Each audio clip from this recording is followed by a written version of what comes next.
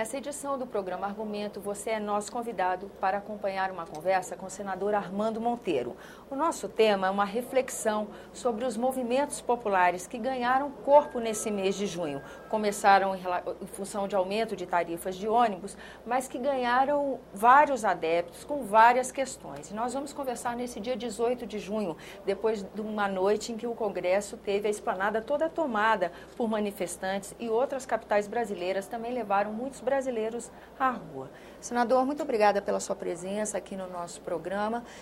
Tem vários pontos.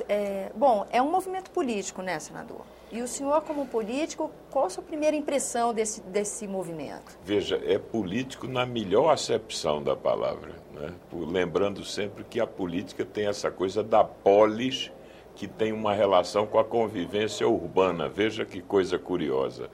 Na origem da palavra política, né, você tem essa questão do cidadão e a cidade, por assim dizer.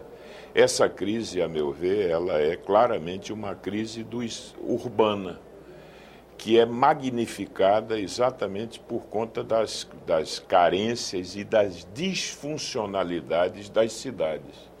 A cada dia as pessoas se incomodam mais com o caos que está se instalando nas cidades. E o transporte e a mobilidade são talvez as expressões mais inquietantes e de desconforto com esse processo que hoje nós verificamos e assistimos nas cidades. Ele tem características muito próprias do tempo que a gente vive, né, senador? Ele não está personalizado num líder só, ele não tem uma agenda específica, clara, definida, mas uma coisa que a gente já começa a detectar é uma crítica em relação à qualidade dos serviços públicos, né?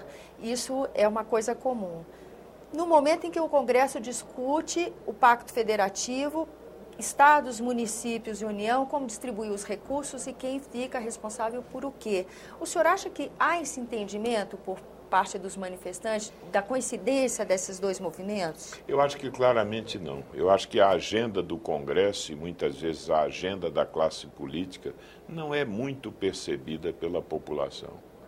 Eu percebo isso, e isso talvez indique um certo afastamento, ou melhor dizendo, um certo sentimento do cidadão de que as questões reais, as questões que afetam decisivamente as suas vidas, não estão na agenda da classe política. E aí há um descolamento, mesmo quando os temas são de importância indiscutível, como esses temas da agenda federativa, sobretudo esses que dizem respeito a uma redivisão, uma repartição da renda pública, no que diz respeito ao que toca aos municípios, aos estados e à própria União. Então, eu acho que nesse movimento e tudo aquilo que ele expressa deve levar os políticos a fazer uma grande reflexão.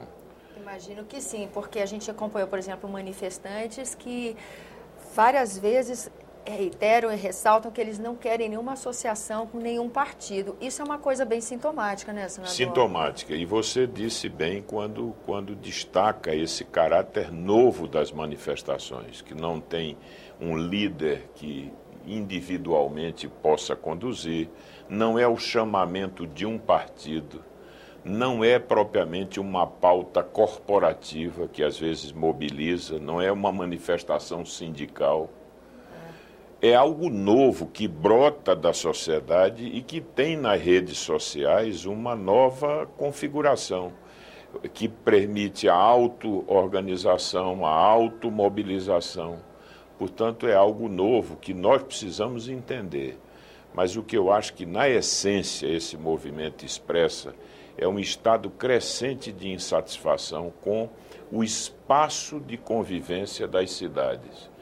O transporte se deteriorou, o transporte público, e o que é curioso, as pessoas passaram a ter mais renda e, paradoxalmente, elas se sentem menos contempladas por esse Estado. Perderam qualidade de vida, né?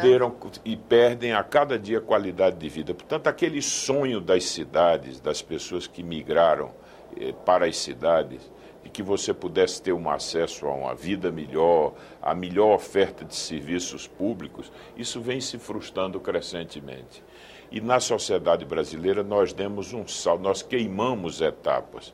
Ou seja, o automóvel no Brasil, que é o melhor exemplo do que seria a realização individual, a expressão da liberdade individual, o automóvel conduziu as cidades a uma situação de colapso. Por quê? Porque o Brasil, antes de se tornar um grande produtor e consumidor de automóveis, não foi capaz de criar um sistema de transporte coletivo minimamente desenvolvido. É sempre bom lembrar que em Buenos Aires tem metrô, eu digo que quase 350 quilômetros de linhas de metrô desde a década de 30, 40.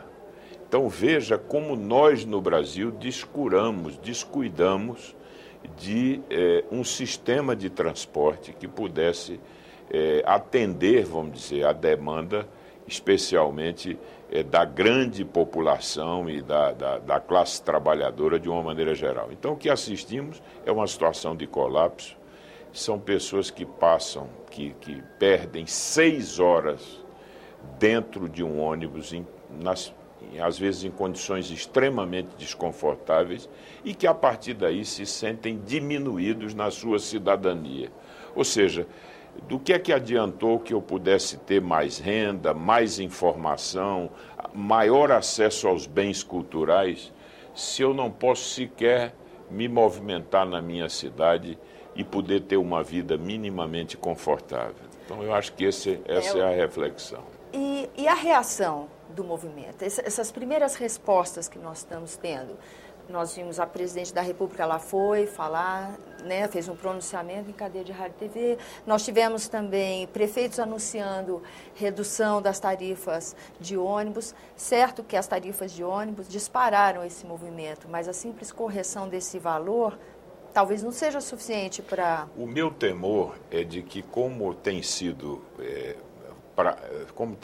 de hábito no Brasil, essas ações meramente reativas e tópicas, veja que quando ocorrem no Brasil desastres, catástrofes e ocorrências graves, há uma ação assistencial, etc., e depois você perde a agenda de caráter mais estruturante e permanente.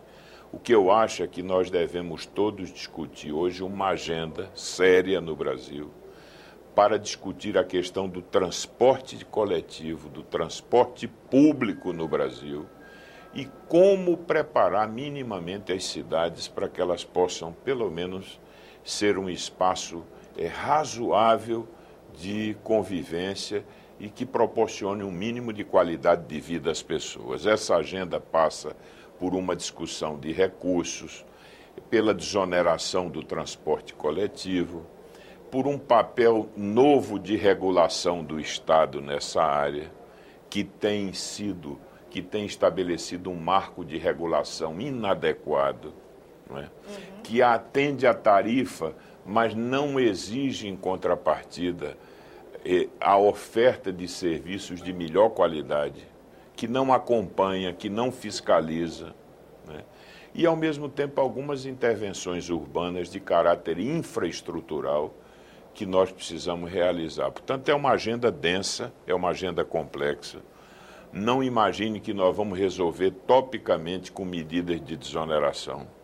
E é preciso que a classe política saiba que nós podemos estar aí numa situação limite e que, portanto, alguém já disse bem que aonde não chega a coragem das reformas, espreita a violência das revoluções. Portanto, é esse movimento que no começo gerou perplexidade. Nós não conseguimos entender no início e que alguns quiseram até no primeiro momento descredenciar, desqualificar esse movimento. Ao final eles se impõem, se impuseram, porque revelam que têm firmemente, que traduzem uma manifestação de indignação, que têm conseguido dialogar com alguns setores da sociedade, que por isso têm essa força mobilizadora, e que se expressam de uma forma nova, e por isso é que nós, sobretudo a classe política, precisa ter a capacidade de entender esse fenômeno. Obrigada, senador, pela sua presença aqui no nosso programa. Muito obrigado a você. A você que nos acompanha, obrigada também pela sua atenção. Esse é o programa Argumento, eu sou Tânia Horman e se você quiser entrar em contato conosco, ligue para 0800 61 2211, ligação gratuita, ou acesse www.senado.leg.br/TV.